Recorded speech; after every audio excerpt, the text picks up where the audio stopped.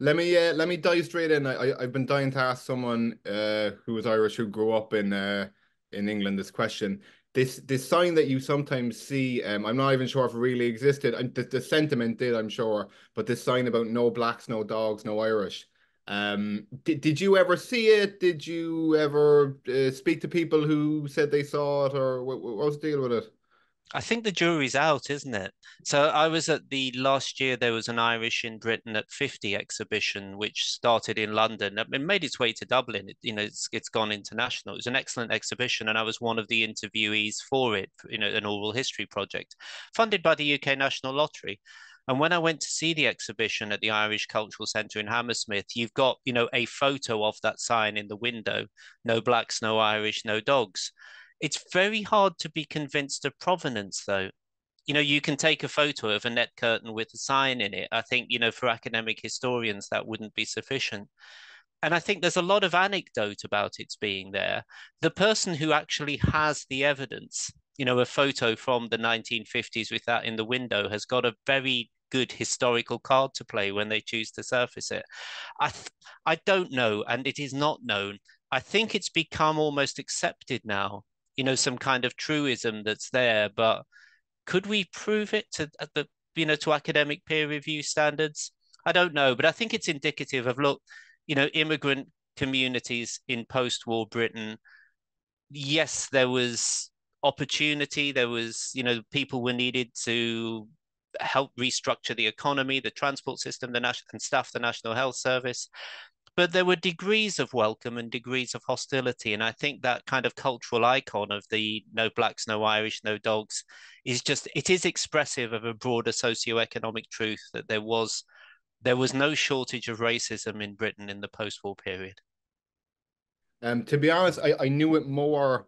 I think I knew it more from that photo of Phil Lynott or Phil Lynott from Tin Lizzy wearing a t-shirt that said "More blacks, more dogs, more Irish."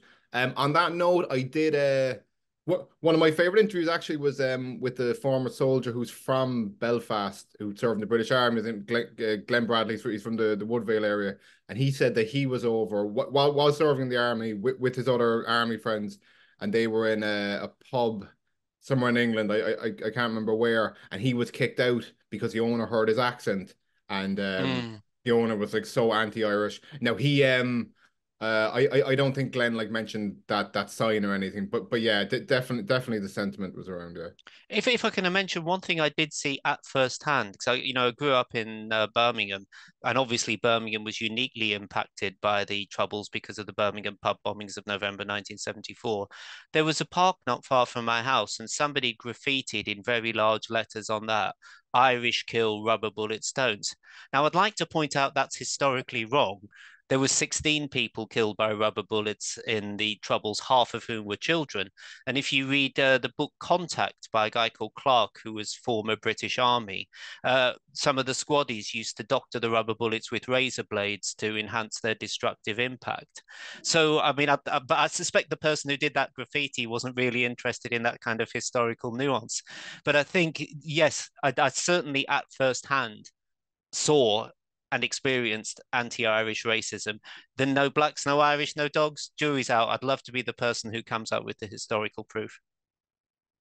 Okay, very good. We'll go back a small bit. How was it that you became a member of the Irish diaspora? What led to your parents coming over to England? Well, let's think about this in the historical context, because there'd been the War of Independence and then the Civil War, which took more casualties than the War of Independence. I mean, that concluded in May 23. I had older parents. My father, who was appreciably older than my mother, he was born in September 1924. So what we're thinking about that era of Ireland, I think there was this devil era, not just devil era, but this vision of this autarkic Celtic nation. But I think the economic reality was pretty grim. You were looking at, backbreaking labor for bare subsistence. Meanwhile, you could get the boat over the water, where there'd been a socialist government under Clement Attlee elected in 1945. A national health service had been created. There was a big housing program, which, to be fair, actually increased in number of housing units under Conservatives in the 1950s, and a whole transport infrastructure, and you could get a job. So My parents came over here. My father, who'd been through the national school system in Ireland and had left school at 14, was able to get a job as a bus driver for the council in Birmingham. It was a job for life with a pension. I mean, that's quite the attribute, really, if you know where you come from, Ireland. And I think there was just this extraordinary wave of emigration, primarily to England from Ireland in the 1950s, because economic opportunity was there. There was a national health service, which I certainly benefited from as a child. Remember, my parents, they both had all false teeth because they got them done on the NHS when they came over here. As a child, I was incredibly jealous. None of this messing about with having to brush them. You could just pop them in a jar with the Steridin tablet, job done, put them in tomorrow the next morning. So yeah, my parents came over here as part of a very large migration of Irish people to Britain in the 1950s, pursuing economic opportunity which wasn't available to them in the rural southwest of Ireland. Very good. You might remind us where they're from. It's close to my part of the world. It is. We have a contiguous border, but yeah, partition. But no, my parents were from Monaghan Parish, which was a small little place. The nearest market town was Newcastle West, which was about 3 miles from where they were. It's if you think of where Limerick City is, and then travel 26 miles southwest, heading towards Kerry, you come to where they were from. They were both from the same place.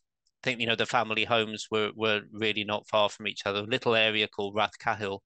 One of the things that always surprised me as a child when I spent time in Ireland was how a really small place could have its own name.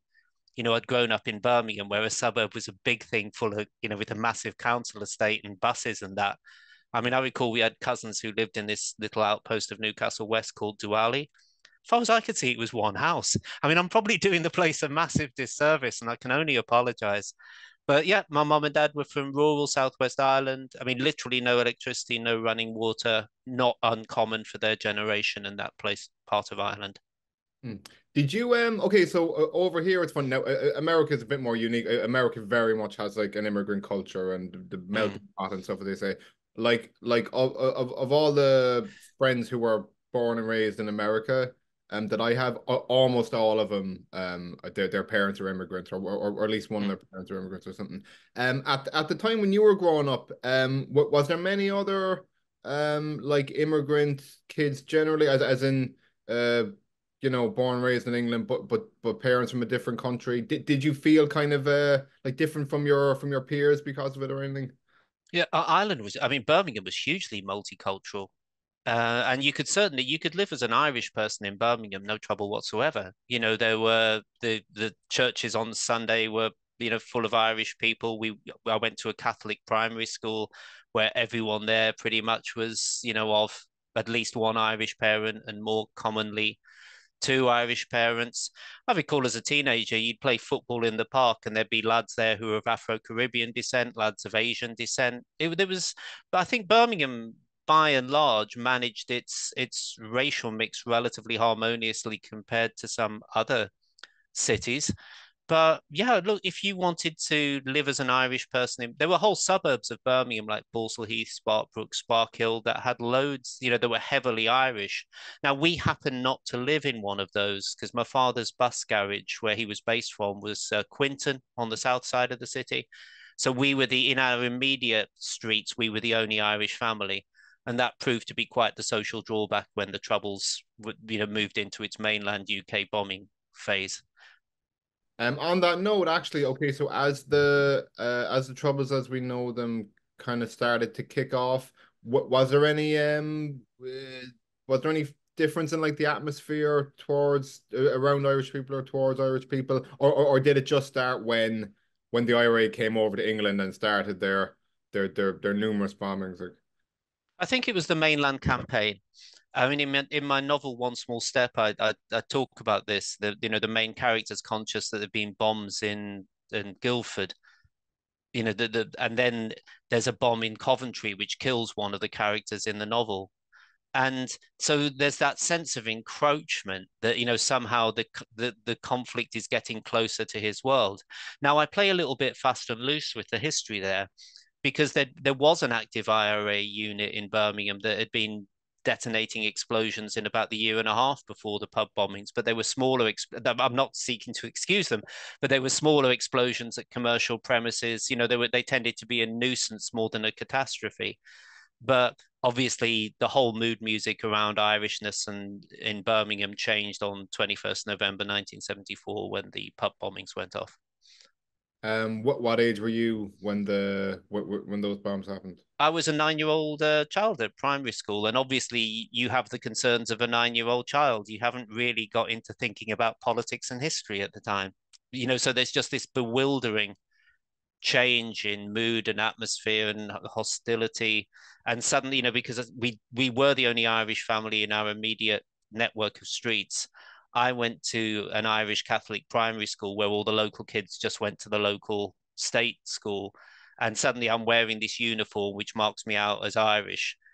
I mean, if I'd been walking down the road wearing a balaclava and waving a tricolour, I couldn't have been more obvious. Except, of course, as a 9-year-old kid, I just had no idea what I was walking into. God above, do you remember like the first time having to deal with a person that you didn't know not liking you because of something you kind of can't control and something you didn't do? It must be an awful feeling to be on the other end of this kind of tribalism. Like, It's more mystifying than it. I mean, I record it in One Small Step where the main character Danny's coming home and a couple of kids stop him, tell him all Irish is thick and punch him, which is what happened to me. But the point is then, that was the first thing. And it came out of nowhere to me, but it was just in the immediate aftermath of the bombings. And then you slowly realize, actually, it's not just the two lads who punched me. There's a whole bunch of people, there's a lot of people who just see me and see you know, Irish person equals. There was just this dreadful conflation of you were Irish, therefore, none of which had any basis in logic or reason. And the fact that it's children, you think, well, all they're doing is repeating what they're hearing at home about Irish people from their parents, which is repeating what the son and the male are saying about Irish people, which is repeating an historically embedded attitude towards Irish people, which is, I think, has been present in British culture since colonialism in Ireland began in the middle of the 12th century. what was I gonna say? Okay, so you wouldn't have known at the time, but when you like speak to your parents and in retrospect, around you and around this Irish community, what was there any kind of IRA cells or anything like that? Not that this would at all justify the treatment you got, but it'd just be interesting to know in retrospect. It was undoubtedly nationalist, because the population was overwhelmingly Catholic, that had emigrated to Britain. There was, again, a venue I talk about a lot in One Small Step is the Irish Centre in Digbeth in Birmingham. I mean, most cities that had an Irish community had an Irish centre. And I mean, I recall I didn't particularly immerse myself in Irish culture as a teenager. Even now, I'm not kind of a big fan of Irish traditional music. But we used to I remember going to this place a few times, even in my teenage years, and IRA songs would form part of the repertoire. And I think this can be kind of tricky to, I'd imagine you, if called upon, could recite the lyrics of several Irish Republican songs, as could I, but uh, to somehow say, to link from that to a certain political positioning or a certain disposition towards the Northern Irish conflict, it just doesn't stand up to close examination. It was definitely nationalist. Again, a thing that stays with me a lot, and I talk about in the book, is that my mum and dad had a vinyl record of Irish Republican songs called Songs of Irish Resistance by some guy called Hugh Trainer, who wasn't all that as a singer, as I recall anyway. But after the pub bombings, that record went missing from the house. My parents obviously got rid of it. And I think they were frightened. They were frightened of the next knock at the door. A work colleague of my father's who used to organize benefit gigs for the families of internees, internment without trial had been introduced in the North in August 71. But a work colleague of my father's got taken in.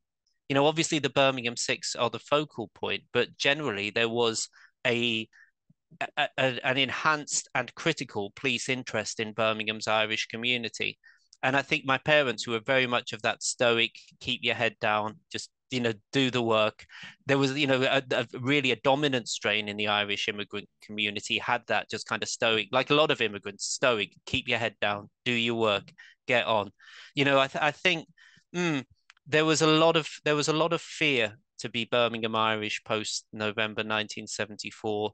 And when you look at what happened and the miscarriage of justice, they had a certain evidence base for being fearful, I think.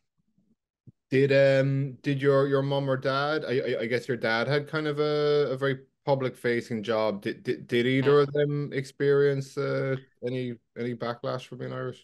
They wouldn't have said. Again, I think that's part of the generation. I think it must have been hard for my father in the bombs go off and the next morning he has to go up and drive a bus into central Birmingham where, when one of the pubs was the tavern in the town. I mean, you'd need to know Birmingham, but it's very, very central. As buses come into, sorry, this is so nostalgic, but as buses came into Birmingham at that time, they'd go down New Street and then turn left into Corporation Street. And where that turn is, you could see the tavern in the town, which had been bombed to hell. Now, my father, whose Irish accent never left him, and all the years he lived here, people would be going, "What?" Because they'd have trouble following his kind of West Limerick accent. Yeah, that's driving into the front line with an Irish accent. They never said if anything happened. In my mother's case, she died young, but I think in my father's case, yeah, it must have been hard, but they were the people who shut up and kept their heads down and tried to get on with the next day.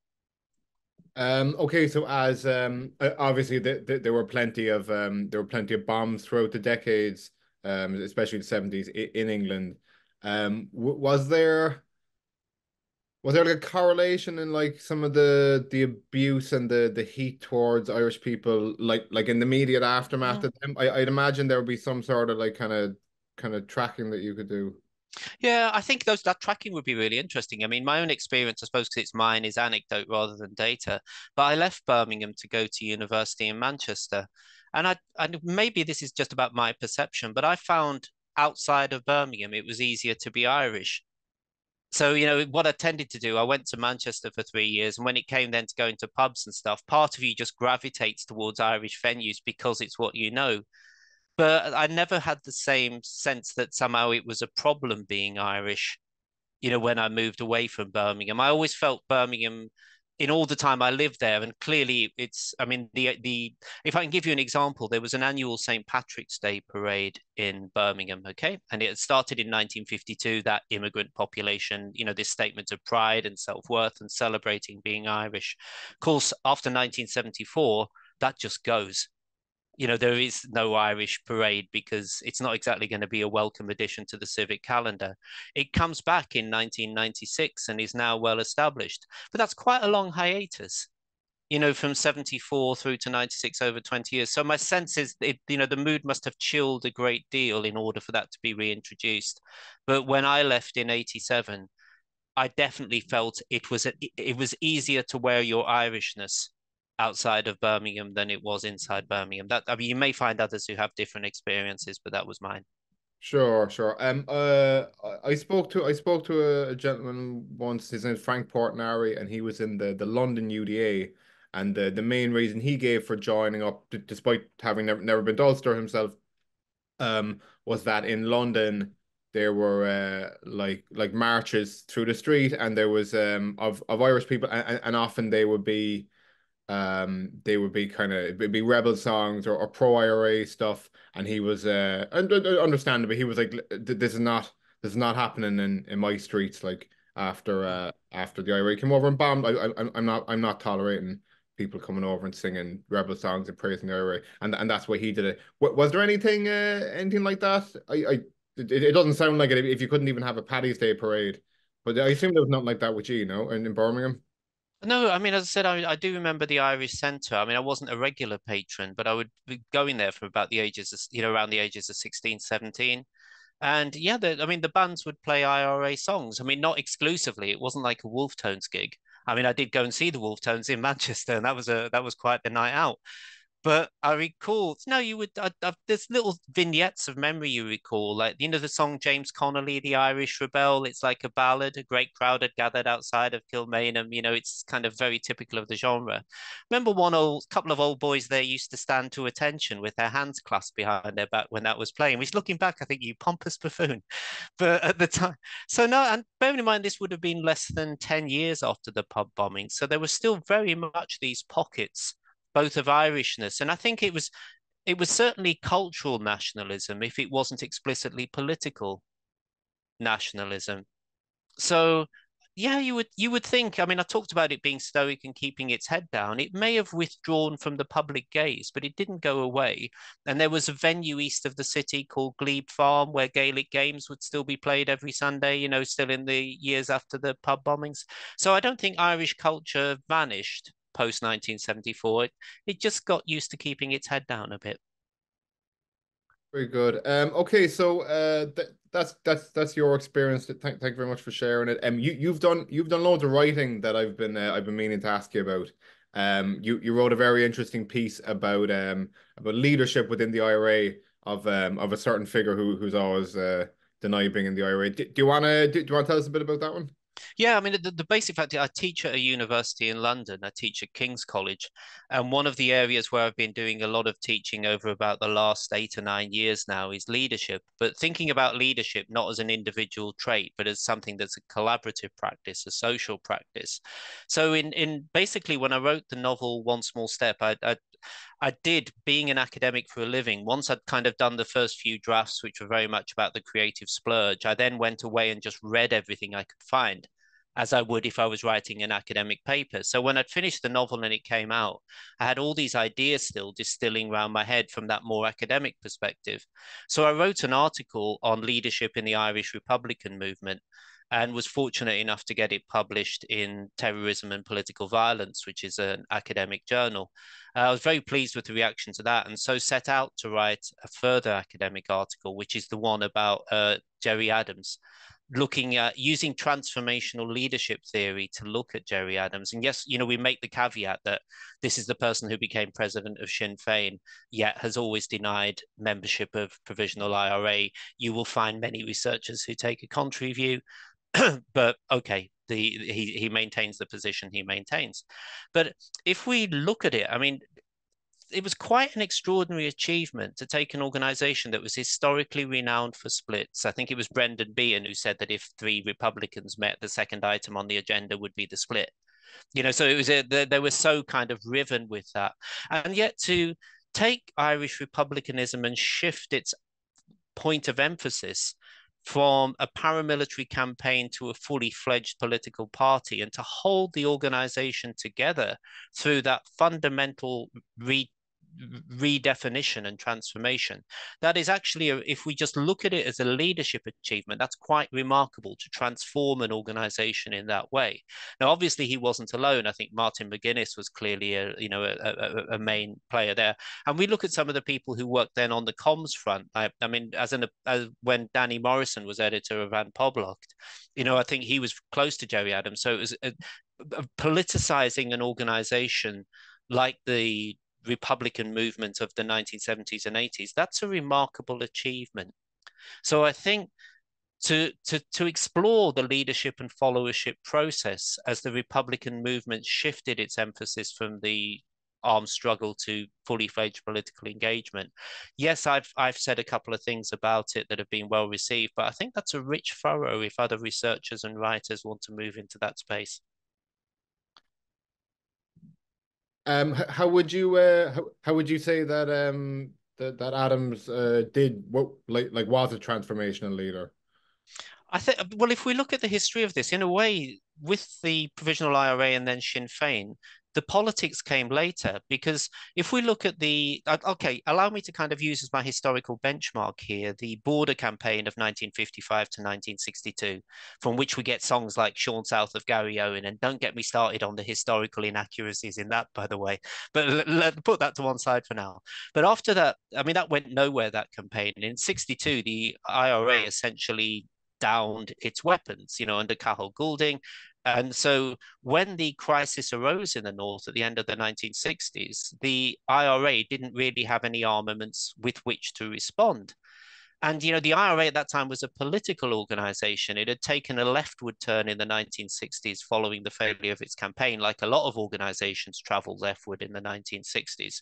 So when the provisional IRA split from the officials, it was very much I'd call them almost apolitical. They were kind of nationalists who moved away and started the provisionals. So in some respects, they were an apolitical organization.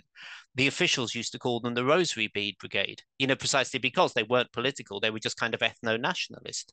And then one of the unintended byproducts of internment without trial from 71 is that you suddenly concentrate a lot of these people together, particularly once Gerry Adams himself is interned. You then start to get political lectures in the internment camps. So the movement learned politics. One of the things that I think Provisional IRA and Sinn Féin have shown itself to be very good at is being a learning organization and learning from experience.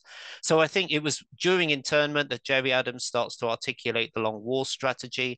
You know, people who've been interned start getting introduced to the writing of Fritz Fanon and other, you know, and Che Guevara and Marx and Engels and a range of left-wing thinkers. So it becomes a political organization. So, and again, I think the real challenge, I think, was undertaking that process and yet holding together a notoriously fractious organization prone to internecine dissension and violence. If we look at what happened to the officials in that post-split era with the Irish Republican Socialist Party, the Irish National Liberation Army, the Irish People's Liberation Organization, through until their dissolution in the early 1990s. It's a very different trajectory about fracturing and breaking up, whereas the likes of Adams, McGuinness, Jerry Kelly, Danny Morrison, and others held that core organization together. And I think that was quite an achievement. We spoke we spoke a little bit before we were recording about some of the writing you're doing in regards to like leaderships and splits between the INLA and some of these smaller Republican groups. Can you go into that a little bit? It sounds fascinating. I can't wait to read it when it comes out. Thank you very much. I think what's interesting for me here is that the main leadership figure associated with the IRSP, the Irish Republican Socialist Party, and the INLA is Seamus Costello. Now, the point about Costello, he'd been part of that failed campaign of 1955 to 1962 and had been part of the officials through the 1960s. And what he'd seen was that the armed wing of the movement had been completely subordinated to the political movement. So Cathal Goulding was leading the IRA. He'd brought in this guy called Roy Johnston, who was from the Communist Party of Great Britain. So it had become very theory-driven, quite a theoretical organization. So when the crisis emerged at the end of the 1960s and people were expecting the official IRA to do something, they went on ceasefire in 72 and effectively never came off it. And I think the hypothesis I'm testing in the research I'm doing this summer is that Costello was very frustrated by seeing the official IRA effectively hamstrung by political leadership. So his idea when he started the IRSP and then developed an arm wing in the INLA was that they wouldn't be subject to political control. They'd have a certain amount of autonomy. Okay, but if you're giving autonomy to people who've got guns and bombs, be careful, because they've got quite a selection of resources then within which to tell you what to do if you try telling them what to do. If they're not within political control, they can then run amok. They can start getting involved in sectarian violence. They can start sorting out personal vendettas. They can start lining their individual pockets, all of which started to happen. So I think the lesson Costello had learned from the 1960s was to allow the armed wing to have some operational freedom. But what it meant was then, how can you bring that organization under political control? I think when Bernadette McCalskey quite early on left the Irish Republican Socialist Party, that was part of what disillusioned her. There was a fascinating essay written in the 1980s by Thomas Power, guy who's known as Tar Power, who was in prison and was IRSP and INLA, who effectively wrote, this is where we've been going wrong, you know, that we didn't have the arm wing under any kind of political control, and therefore we were never strategic. And this was a self-educated working class man writing this in prison on bits of comms paper that were smuggled out. Extraordinary level of analysis and acuity for somebody, you know, who didn't have the advantages of formal education and wasn't exactly writing in a study like I'm in now. You know, he's smuggling out bits of paper in a prison cell. I mean, unfortunately, he was then killed in another internecine feud with the IPLO, Gerard Steenson's lot, the Irish People's Liberation Organization. So the hypothesis I'm testing really is that Seamus Costello made a foundational error. I see why he made it, frustration at seeing the official IRA's armed capacity being subsumed to a political agenda. But then what that meant was by giving the INLA operational autonomy, he made it very, very difficult then to try and bring it under any political control. He was also Dublin based, whereas the epicenter of the conflict obviously was Belfast. And I think one of the things that Provisional IRA did very cleverly was set up a Northern Command, which was the 9 counties of Ulster. And what that did was focus power and resources and day-to-day leadership where the conflict was, whereas the previous generation of leaders like Rory O'Brady and Daithí O'Connell were based in the Republic. So I think shifting the leadership and to where the conflict had its epicenter just made a lot of tactical sense. And again, I think Seamus Costello made that error. And I think it's a shame because he had an interesting proposition whereby both the class question and the national question progressed simultaneously. So his core analysis, I think, was quite interesting. I know that a lot of a lot of loyalists when comparing like the INLA to the IRA, they would view the INLA as like not that they'd have a lot of respect for the IRA, but less respect worthy, more kind of scumbags. I've heard a lot of them view the INLA as like a place for fellas who were like too mad for the IRA, which would kind of be saying something like, is that any kind of sense that you is there some truth to that, given the amount of research that you've put into it in terms of the people they'd let in and keep in and stuff? Well, I think the loyalist to whom you spoke is 100% right. I think in the end, I mean, one of the things that can be leveled against the provisional IRA is why they didn't intervene sooner, because they didn't. Basically, in 1992, they moved in and in their own unique way dealt with the situation. And by that stage, the IPLO, the Irish People's Liberation Organization, was finished in a few days. They just took out its main players. But if you look at the people who were joining the INLA and then the people who split from the INLA to join the IPLO, they were people who'd been kicked out of the provisionals and Sinn Féin, or people who hadn't been allowed in the first place.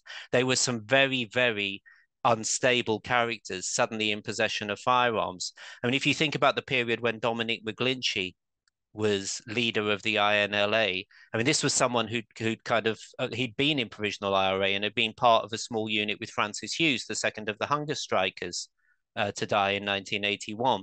But he was very much an direct military rule.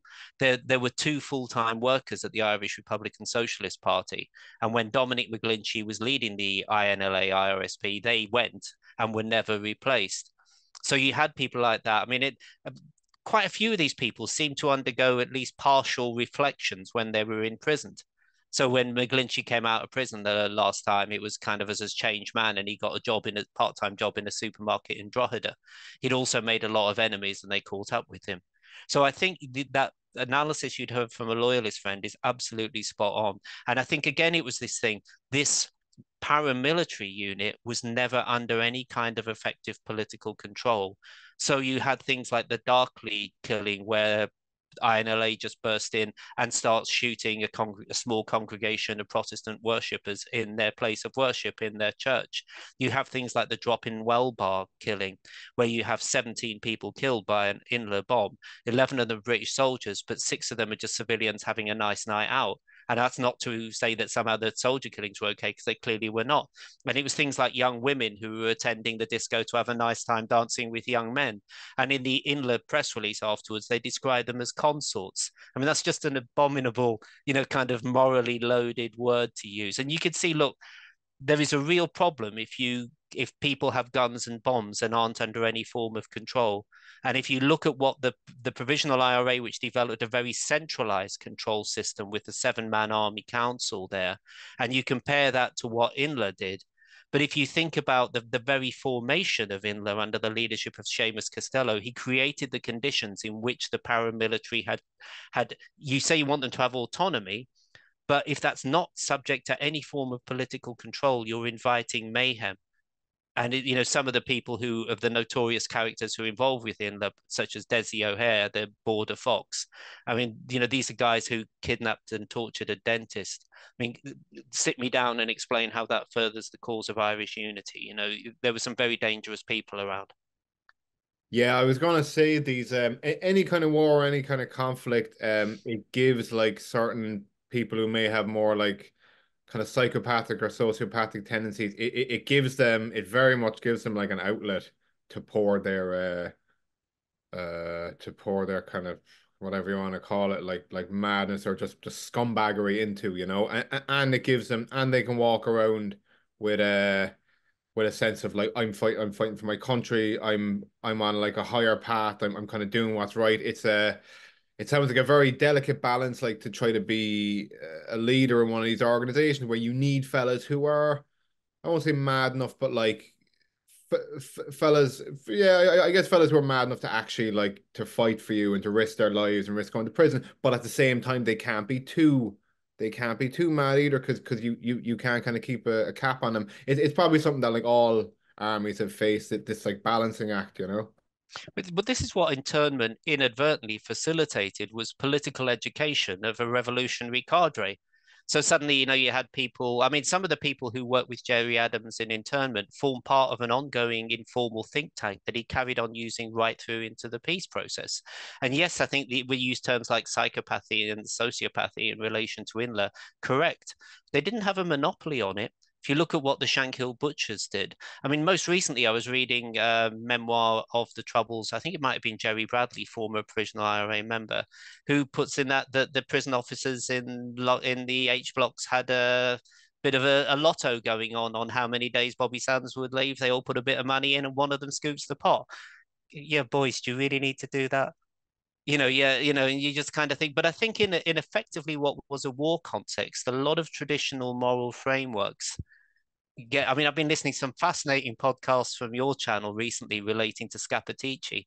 And I think that's just, I think because I have an informer is one of the central characters in One Small Step. And in the new novel I've been working on again, I've got an informer central to that. I think it's a fascinating character type of what you maintain, in terms of surface appearance and what's really going on and what motivated some people to become informers. I mean, certainly, I think Scappaticci just. I saw an interview with a former IRA member, I can't place the name now, where he referred to use the metaphor of a junction box, which I thought was very apt.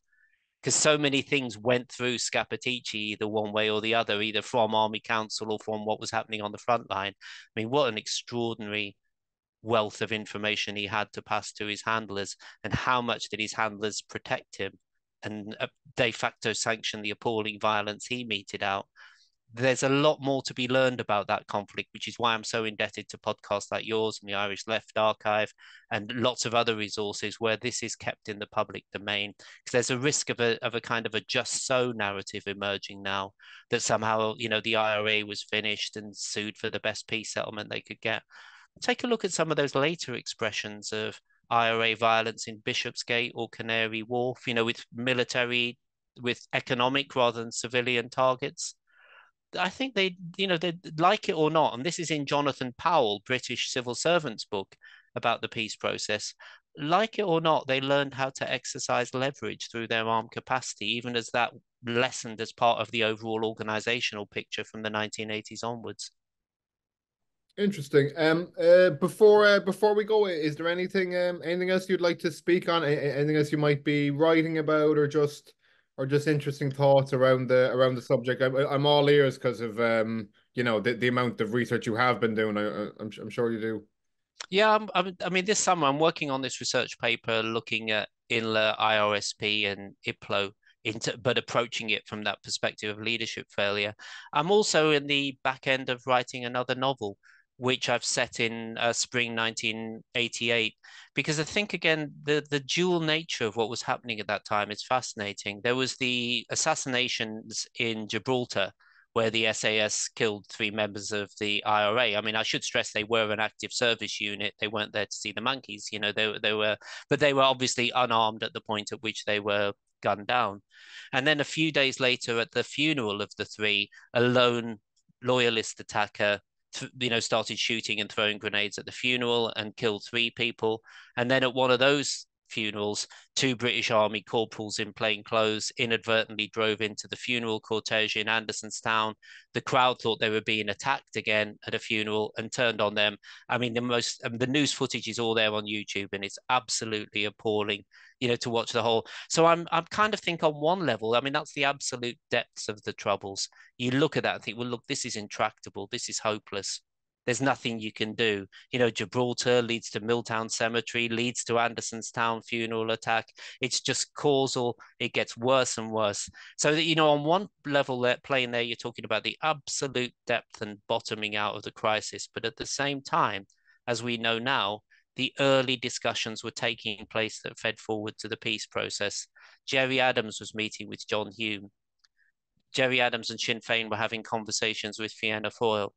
They were basically trying to unify all the different voices that had a broadly nationalist perspective to create political heft, which involved the IRA having to take a strategic turn away from using violence. So at the time when the very, very worst is happening, within a concentrated period of time in spring 1988, a different discourse is emerging, but is subdued. And I think there's this interesting character of Father Alec Reid, who was the facilitator of a lot of these dialogues. He was also someone who tried to administer mouth to mouth to one of the British corporals as he lay there dying. It's the same guy. So I'm interested in that, both that dual edge nature of the conflict around that time, where you've got this most dreadful savagery, for want of a more lucid abstract noun, yet at the same time, these early negotiations are happening in darkened rooms that feed forward into what becomes known as the peace process. And I think there's an awful lot of potential, dramatic potential, and truths to be drawn out of that. So those are the 2 pieces of work I've got going on at the moment. I've got a short story shortlisted for a UK Arts Council award. Sadly, it's not done by public vote, so I can't appeal to your listeners to pitch in there. There'll just be a judging panel who do what they do. And I just am at the stage now where, after this 3rd academic journal article, I'm probably looking at a book proposal. I want to keep writing about the Troubles. As I say, I think it's just, as it starts, there's so many inconvenient truths about what went on in the Troubles. If we think about the level of surveillance of the population went on, I've heard on your podcast, you mentioned the Gemini massage parlor in Belfast that were used to compromise people. We don't know a fraction of what went on in Cora Boys' home in East Belfast. What about the Four Square Laundry? That was effectively nominally a laundry company, but was actually going around filming the houses it was visiting and checking the laundry submitted against the known inhabitants then on the electoral register. And all of this is happening on British soil. Mass surveillance of a population, use of secret services, were lessons learned in Northern Ireland that then became applicable in the miners' strike of 84 to 85. I mean, I'm 100% behind the peace process. I think it's a brilliant thing, but we have to remember it's process, not stasis, which is why I think it's important that we keep working on it. But I think what's also important is that we just keep digging into what actually happened, because this is an important conflict with a lot of lessons that I think we should be drawing out, not trying to suppress. Sure. On that note about this horrendous stuff being done by the British government on their own citizens as they see them. I mean, obviously nationalists and IRA people and stuff wouldn't see themselves as British, but on paper and in the eyes of the British government, they certainly are. I've often thought that, like, if this same conflict took place in like Scotland or Wales, that if it was on like mainland Britain, they wouldn't do half this dirty war type shit that they did in Ireland. Would you agree? Yeah, I mean, one of your interviewees recently was talking about the Colin Wallace case, and there's an excellent Paul Foot book called Who Framed Colin Wallace, which is here.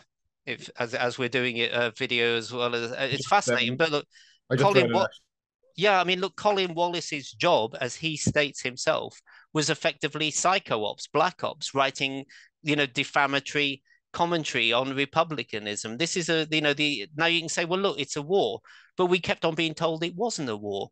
We kept on being told it's crime. Margaret Thatcher, crime is crime is crime. It is not political, it is crime. Well, if that's what you think, why are you treating it like a war?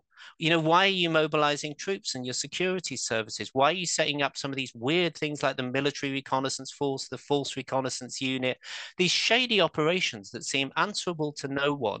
And we're undertaking intrusive surveillance on an awful lot of people. And when you look at, Gibraltar, it's hard to see there was any attempt to arrest the participants there. I think you don't really send the SAS over to say, excuse me, kind sir, let me read you your rights. And if you, again, you look at things like Loughor, know them for what they are, know this was happening on what is constitutionally still British soil. And let's learn the lessons from that, because I think if we don't, you create the conditions in which it can all too easily repeat.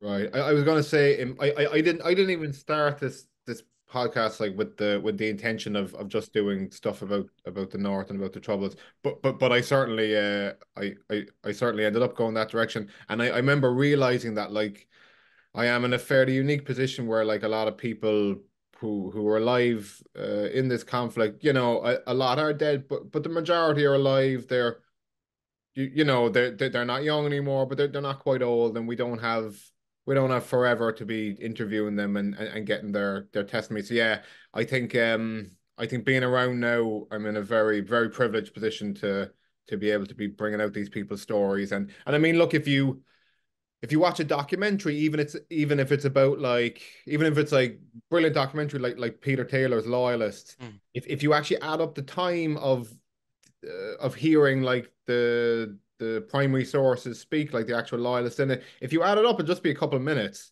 You know what I mean? And the other thing is books. So like there doesn't really exist like an hour and a half, 2 hour interview with these people. And yeah, I'm lucky to be able to be doing it. Yeah. I also think the breadth of the people you're getting is really good because, as I said, I think the Irish Left Archive has an excellent podcast, but they're all people who have an interest in the Irish left. I mean, you were talking to the guy who'd been in the Paras and the SAS. I mean, to listen, Helmut Callion, yeah. yeah, but to listen to the reasoning, just as a critical listener, was fascinating. So, talking about the Ballymurphy massacre some months before Bloody Sunday, and saying, well, they were certainly shooting at people who were combatants, whether the bullets hit combatants or not is another matter, which I thought was a brilliant piece of reasoning. And I would have thought of these elite regiments like the paratroopers, surely they have at least one class where they teach them to shoot straight. It just but you're hearing these people, and I think you do need to have those views that aren't your views on the table. And I think every oral history, when I started reading in this which was to support the novel I was writing at the time, the second book I read was a book you've referred to, Eamon Collins' Killing Rage. Now, when I read it, I didn't know he'd subsequently been killed by the IRA. And just to get his account of what happened was just extraordinary, about his experience that, him and his father had been driving home. A police house, an army dog, sniffer dog, had taken a real interest in the boot. Next thing, he comes home one night and the paras are raiding and they're beating the crap out of him. And he's in the back of the van and he's being, held. Turns out the smell is because it's creosote. But, so Eamon Collins spends several days being badly roughed up in police custody and comes out radicalized and wanting to join the IRA, having not been that way until that happened. And I think the way war can just catalyze these absolute transformations in personality and behavior, and look at some of the people who got caught in the net by the Troubles. I think the amount of people there who must have been with extraordinary post-traumatic stress disorder, that Kieran Nugent, the first blanket man, in his latter days had the nickname the River Rat because he'd be sitting on a bench by a river drinking super strength cider.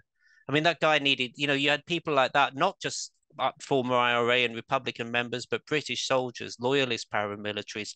They have just been left to get on with it. And because I think we've almost come to the stage now, nobody wants to talk about that. But I think it's vital we accrue the evidence precisely to be able to talk about it with some level of knowledge and understanding. I was going to say, yeah, the trauma, but by no means is it just like the combatants will say. I mean, and even if you didn't, even if you were lucky enough to like survive a bomb blast, we'll say you count your lucky stars, you have all your limbs and you have your life, but that's still like there must be so many like fathers who before a thing like that they were stressed enough and maybe they'd have a handle on their drink and they wouldn't drink much, but then that kind of incident would like push them over the edge or push it to the point where they wouldn't talk at all. And then their kids, you know, their kids are having a father that doesn't talk to them. There plenty. I'm sure there's plenty of mothers who just became like kind of nervous wrecks because maybe one of their kids was in need Absolutely. of a bomb blast, and then now they're in a position where they kind of can't be the loving, nurturing mother that they could have been before. I've heard some stat. I don't want to get it wrong, but there's some stat about like prescription drug use in You're big right. Yeah. countries in the north. Yeah, There's a book called Only the Rivers Run Free, which I've got here, which is taking like women's perspective on the conflict. Because I think one thing about Irish republicanism, very male, very masculine. When we talk about the provisional IRA being led by a seven-man army council, that is seven men.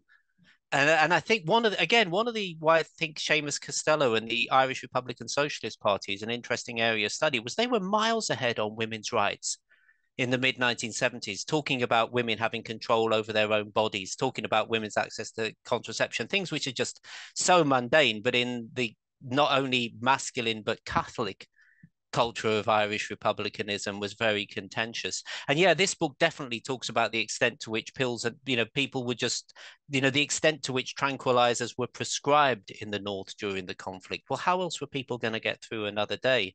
So I think, yes, we have all the high profile casualties and dreadful things happened, the explosion at Warren Point, the deaths in the H blocks, there was this kind of upper stratum of very visible casualties of the conflict that everyone knows about. But there's these separate strata, I think, of people whose lives were wrecked by that conflict, even though they themselves weren't first line combatants. I think Ireland's a very interesting place now, and Northern Ireland's a very interesting place now. And there's a credible prospect of majority Sinn Féin government, both north and south of the border. And I think once those two things happen, and for me, that's a when, not an if. I think the constitutional question starts to come to the foreground. And the British government has said it has no selfish or strategic interest in that. That hypothesis may be tested within the next decade. interesting. Tough prediction to make, but do you think within my lifetime and your lifetime we'll be seeing United Ireland? I think let's just think about a very plausible hypothesis. Sinn Féin is the biggest party in the Republic of Ireland and only isn't in government because of Fianna Fáil and Fine Gael combining. But I think there is a credible proposition that can see Sinn Féin coming into government in the Republic of Ireland. I think Mary Lou McDonald is a very, very charismatic politician. And when you're on first name terms with the electorate, I notice she gets called Mary Lou. Over here, there was this bloke called Boris, who I always had very, very significant reservations about. But once you're on first name terms with the electorate, you're onto something. And I think then in Northern Ireland, you've got kind of Michelle O'Neill, who again, I think is very articulate, comes across really well. If we reach a position whereby Sinn Féin is in government, north and south of the border, there've been these interesting Ireland's future events, which have been trying to exactly think out, well, what does a post-partition Ireland look like? What is it? And I think what interests me now cephalogically is how people vote, because there's a whole post-conflict generation that won't necessarily vote with the tribe, but will vote with where it perceive its interests lie, quite rightly. And so I think there may be people from Catholic nationalist background in Northern Ireland who think, well, what's the health service like if we go through United Ireland rather than have, the provision of the NHS that we have now. And I think that's really good because it's forcing the likes of Sinn Féin and the SDLP and the unionist parties too to think beyond constitutional questions and about how you organize an economy, how you organize a society and a culture in which everyone can feel a sense of belonging. So you create the conditions in which you can get rid of conflict, because you can always treat conflict symptoms. And we saw how disastrous that was in the Troubles. But if you're actually interested in creating the long-term conditions for conflict resolution, you're onto something. And I think we're not far from that place. And then it's a question of how those who feel their primary cultural affinity is with the United Kingdom, the British mainland, the extent to which they can engage with that process and produce a mutually satisfactory solution. There's an interesting podcast I've only listened to intermittently called Shrapnel, which is the one podcast I'm available of that I'm aware of that comes from that loyalist perspective. But it's very thoughtful, and I think these fora are really valuable in terms of just thinking how we organise an Irish future. Yeah, I've heard Shrapnel myself. In fact, the guy who told me that a lot of loyalists think that INLA are kind of are scummy. He not a loyalist himself, but he's a guy who I heard on that podcast called Ian Turner. He does a blog called Balaclava Street, and he's writing a book about the UVF. And he was he was the one who told me that. On that note, what else was I going to ask you there? Oh yeah, okay. I always ask this of loyalists from the six counties. I always ask them like first of all, do you would you consider yourself a British person? Do you feel British? The answer is yes. And secondly, do you think that the British people of England, Scotland, Wales, like consider you British? You as someone from Northern Ireland, do they consider you like a fellow Brit or like a proper Brit? In my opinion, like if you stopped, I think if you were one of these YouTubers who does like street interviews and you stopped 100 people in London or Birmingham or wherever, and you asked them very quickly name the people that constitute British people, I think most of them would completely forget the North, and if they didn't, it would be like an afterthought. They'd be like, "Oh yeah," and them too. Is that something that rings true to you? Do you think like English people for the most part would consider people from Northern Ireland to be like fellow proper Brits? No, I think there are gradations of Britishness. And I think, even within the mainland, I think, England, Scotland, Wales, there isn't a strong sense of communal identity. I think the way that the St. George's flag from about the 1990s has replaced the Union Jack as the marker of Englishness is an indication of that increasingly segregated sense of identity. I mean, again, I remember, as a kid and a teenager watching the news where you'd see these loyalist estates with the curbsides painted red, white, and blue. You'd never see anywhere in England that looks like that. So I think the sense of what Englishness and Britishness was as constructed in the unionist and loyalist communities in the north of Ireland did not conflate with what English society and culture was like anyway. So I think it's one of the interesting things about that for me was that the whole construct of the to which this community pledged allegiance didn't have a material existence. In itself, it was something that had been produced. So yeah, I think definitely there is, if within the mainland United Kingdom, it is a graded rather than communal sense of identity and becoming increasingly, I think, separated. Do you think the average mainland British person, Welsh, Scottish, English would care one iota if they woke up in the morning and they saw a headline saying, "Oh yeah, Ireland got reunited and Britain is technically like six counties smaller." Do you think they'd even give a damn? No, I think there'd be a fulminating editorial in the Daily Mail and the Sunday Express, and then everyone would just get on with life. I think also, I always thought it was an interesting thing in the Ulster Unionist and Loyalist constituency. Whatever you thought of Ian Paisley, I thought he was good at his job. His ability to mobilize his community was exceptional. But even when I remember thinking about this in the 90s, his son, there was Ian Paisley Jr., there was this guy, Peter Robinson. There just didn't seem to be anyone coming after Paisley who was going to be able to provide that unifying leadership. And if we look at what's happened in Ulster Unionism post Ian Paisley, it has fragmented. It's a lot less politically effective. There's a fast turnover of leadership. Arlene Foster was turned over. The successor, Jeffrey Donaldson, now is under the darkest of clouds. I mean, I think, with legal case pending. So I've often thought, one thing Ian Paisley was able to do as a preacher, I suppose, a very good orator, was to able to unify that and once you unify you strengthen. I look at it now and I don't see where unionism and loyalism has to go, given that it's not itself now a united force but is becoming disparate. And I think the progressive elements in unionist and loyalist communities start having those early conversations about what would it look like. What would a post-partition Ireland look like? I mean, there's de facto post-partition anyway, if there's no actual impediment to crossing the border from one into the other. So, it isn't like it was where you had unapproved roads and roadblocks and British Army patrols. It's a whole different place. So I think some of those progressive voices that start thinking, well, how do we create a mutually prosperous, socially beneficial, culturally open space? I mean, if you'd have said to me as late as 1986, a referendum in the Republic of Ireland to legalize divorce, not exactly the most contentious political measure of all time, failed. And it wasn't even a Brexit failure of 48 to 52. It was about 2-1. The Catholic Church's last hurrah mobilized, brought it down.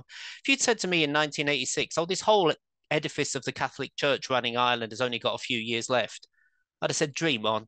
They're never going to be shifted. And yet, once that first crack in the wall appeared, and we started, and these first kind of things of priests with children, and Annie Maguire starts appearing on the Late Late Show, and Michael Cleary's child surfaces. And then some of the appalling abuses of power perpetrated by the Catholic Church, clergy in Ireland start to come through, and the Magdalens start to come through. How quickly that edifice crumbled. It's just baffling to me, just given how impregnable it looked. And I think really with Ulster Unionism now, the start having conversations about what a post-partition Ireland looks like. Because I think more and more the Britain to which you adhere has no material existence. I think, as you said, I mean, if you woke up tomorrow morning and said, oh, Ireland reunified yesterday, I could see 2/3 of the British population just shrugging their shoulders and, and seeing what's on Netflix.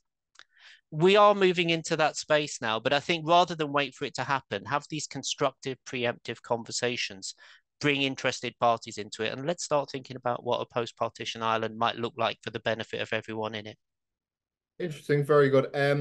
You reminded me there on the kind of the English British kind of conflation or whatever. I found, and I'm pretty sure it's true, that the only accent that ever gets described as a British accent is an English one. Because Yeah, if someone speaks with a Scottish accent, no one will say he had a British accent. They'll say he had a Scottish accent. Same with a Welsh. And have you found that to be true as well? Especially with Americans, I always find it so funny. Like the only British accent is an English accent.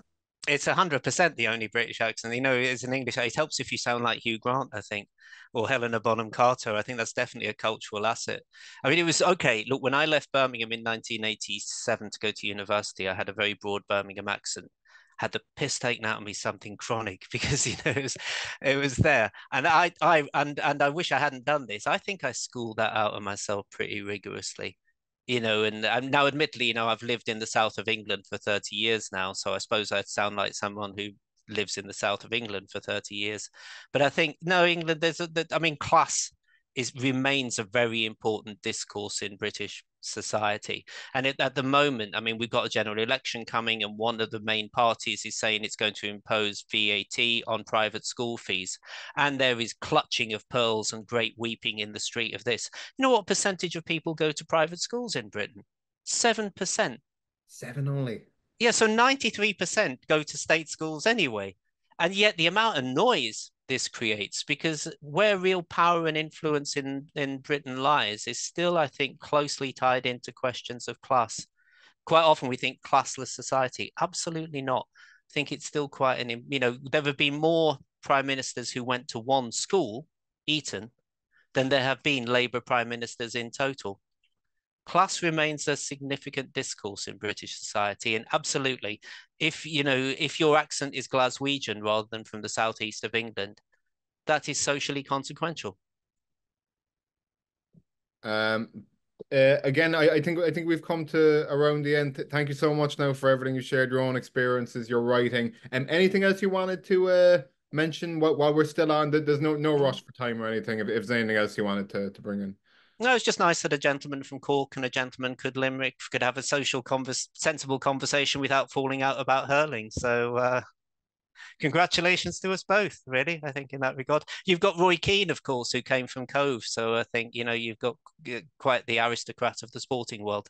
True, yeah, from Cove Ramblers, and he's from Mayfield in Cork City, yeah. And Dennis Irwin too. Let's not forget one of the Was best. also a Cork man. Dennis Irwin is from the city, like Roy Keane, except he's from the south side. Yeah. Oh, that's fascinating. No, one of my cousins, John Flavin, played for Limerick Hurling Seniors and is now on the coaching staff there. And one of my first cousin's children, Shawnee Hurley, is also played for Limerick Hurling. I found him on YouTube getting a red card in the first half for swinging his hurley at some lad's head. So it's nice to see certain family traditions persist through the generations. Actually, speaking of which, didn't I think the Gallagher brothers of Oasis, despite being born and raised in England, I think Noel actually played a GA match in Croke Park once and got like a point or a goal. So yeah, on that. Yeah, I knew that estate where they came from again because some friends I made in Manchester again were people of Irish parents. So one of the lad called John McLaughlin, whose parents were from Roscommon, we're still good friends. And yeah, he was from that same council estate that they'd grown up on. So yeah, I'd left Manchester because I left it before they'd come along. So they were after my time there. When I was there, it was Stone Roses, James, and Happy Mondays. So it wasn't a bad little selection of bands to choose from. I was going to say, yeah, those three are better than Oasis. Not having to go with them, but yeah, much better. I Um, agree with you on that. We found another point of convergence, so that's extremely good. Very good. Thank you very much now for all your time, Michael Flavin. We'll include links to your writing and your books in the podcast and the YouTube. And I'd love to speak again whenever your new novel and kind of research papers come out too. Okay, it'd be great to come back. Thank you so much for having me. It's been a great pleasure. Thank you very much.